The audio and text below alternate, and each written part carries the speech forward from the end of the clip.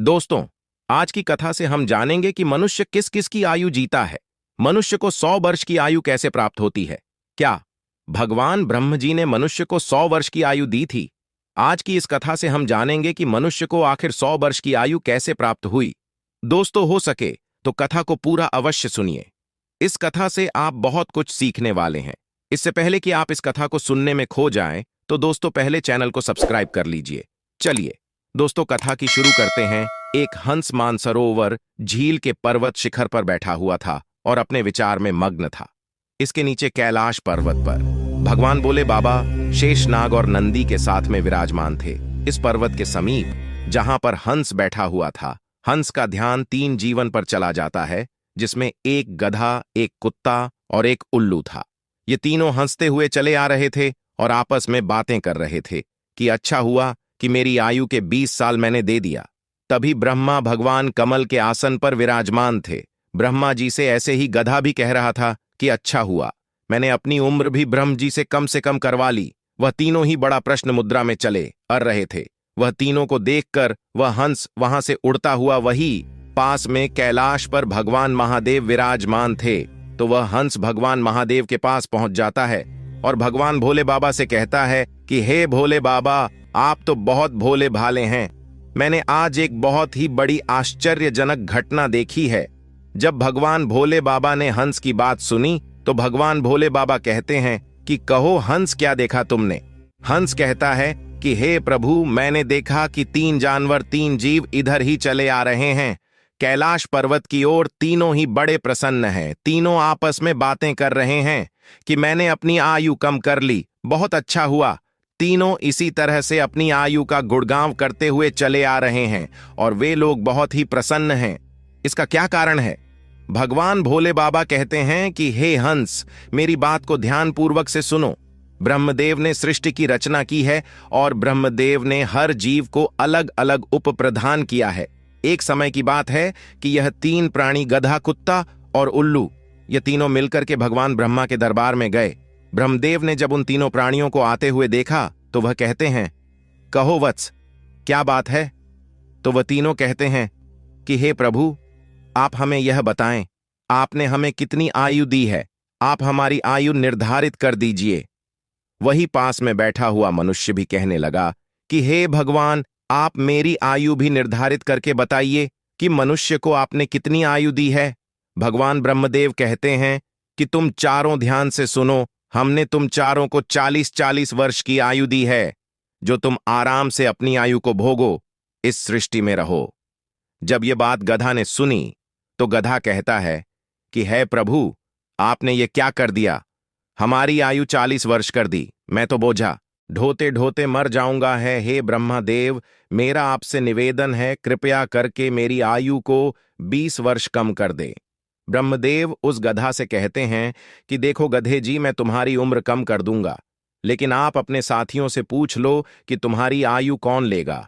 अगर इनमें से कोई तुम्हारी आयु लेने को तैयार हो जाएगा तो मैं तुम्हारी आयु कम कर दूंगा। वहीं पास में जो मनुष्य बैठा हुआ था वह कहता है कि हे प्रभु, यह आयु आप मुझे दे दो। मेरी आयु मात्र 40 वर्ष है और 40 वर्ष में मैं क्या करूंगा? इसीलिए हे प्रभु, यह आयु आप मुझे दे दीजिए। भगवान भोले बाबा हंस से कहते हैं कि हंस, जब यह बात ब्रह्मा जी ने सुनी तो कहते हैं, तथास्तु, मैं तुम्हारी 20 साल की आयु मनुष्य को देता हूं। मनुष्य की मूल आयु 40 साल थी, जो कि भगवान ब्रह्मा देव ने दी थी, और 20 साल गधे ने दे दी। मिलकर के 60 साल हो गया और गधा भी बड़ा खुश हुआ, क्योंकि गधे ने सोचा कि मुझे तो हमेशा बोझा ढोना पड़ता है प्रभु, अब मेरी आयु कम हो गई है, अब मुझे कम वर्षों तक बोझा ढोना पड़ेगा। जब कुत्ते ने देखा कि गधे ने अपनी आयु कम कर ली तो कुत्ता कहने लगा है कि हे प्रभु, आपने मेरे साथ भी अन्य किया है।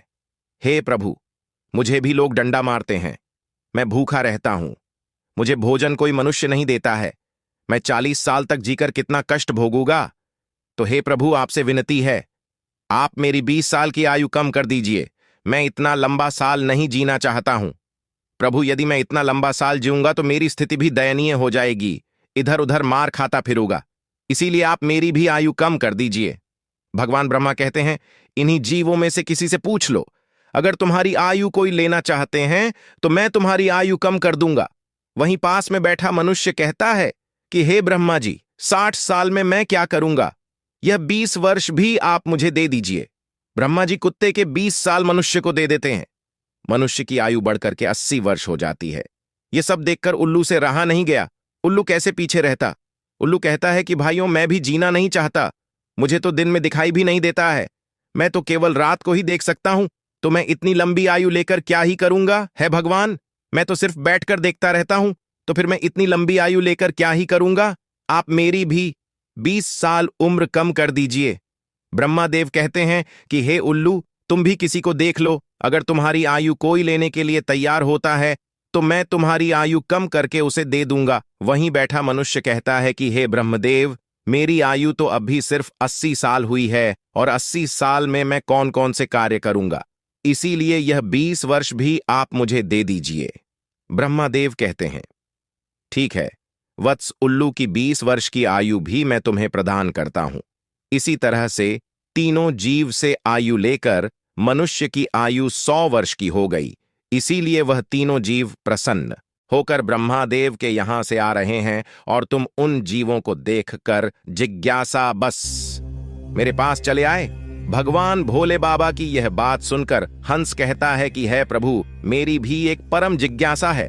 भोले बाबा कहते हैं, कहो हंस, तुम्हारी क्या जिज्ञासा है? हंस कहता है कि हे प्रभु, मुझे यह बताइए, जब मानव कुत्ते की आयु, गधे की आयु और उल्लू की आयु जिएगा, क्या इनकी आयु मनुष्य पर प्रभाव नहीं डलेगी? तब भोले बाबा कहते हैं कि अवश्य डलेगी। हंस कहता है, कैसे भगवान? भोले बाबा कहते हैं कि हंस, ध्यान से सुनो। जब मनुष्य अपनी आयु पर जीता है, 40 वर्ष की आयु तक जीता है, तब एक इंसान की तरह जीता है, एक आदमी की तरह जीता है। ये 40 वर्ष उनके लिए बहुत महत्वपूर्ण होंगे। वह कुछ करेगा या कुछ बनेगा, इस 40 वर्ष के अंतर्गत ही होगा। किसी को चोर बनना है, किसी को डकैत बनना है, तो किसी को राजा बनना है। उसे जो भी बनना हो इन 40 वर्षों में ही बन जाएगा। इन 40 वर्षों में ही उसकी बुद्धि की परीक्षा होगी और आराम की जिंदगी जीने की कोशिश करेगा। हमेशा अच्छी जिंदगी के सपना देखेगा, हमेशा अच्छे के लिए सोचेगा। इन 40 वर्षों तक ही उनकी बुद्धि सीमित रहेगी। फिर हंस कहता है कि हे प्रभु, आप मुझे यह बताइए कि गधे की आयु में मनुष्य कैसे जीवित रहेगा? भगवान भोले बाबा कहते हैं, देखो हंस, 40 वर्ष के बाद मनुष्य के जीवन गधे की तरह हो जाएगी और 40 तक की आयु में मनुष्य अपनी आयु में आराम किया था, अपनी जिंदगी आराम से जी थी। उसका भार उस पर आ जाएगा, उसकी आयु पर उसके पुत्र हो जाएंगे, उसकी पत्नी भी होगी, उसका परिवार बढ़ जाएंगे। और जब परिवार बढ़ जाएगा तो उसे कमाना पड़ेगा, मौज मस्ती छोड़नी पड़ेगी। और अगर मौज मस्ती भी करेगा तो लोग कहेंगे वृद्ध हो गया है और मौज मस्ती कर रहा है और इसके बच्चे भूखे मर रहे हैं। फिर भगवान महादेव कहते हैं, हे हंसराज, तुम सुनो, 40 से 76 साल के बीच मनुष्य के जीवन गधे की तरह हो जाएगा। जैसे कि गधा बोझा ढोता है, वैसे ही मनुष्य को ढोना पड़ेगा। कभी नाती ये रहा है, कभी पोता ये रहा है, तो कभी कोई गोदी में बैठा है, कभी किसी काम को कर रहा है, तो कभी किसी कार्य को कर रहा है। इस तरीके से वह मनुष्य गधे की तरह कार्य करेगा। जब हंस ने यह बात सुनी तो भोले बाबा से कहता है कि हे प्रभु, मैं आपकी बातों को सुनकर बहुत परेशान हूं, लेकिन हे प्रभु, मनुष्य कुत्ते के जीवन कैसे जिएगा?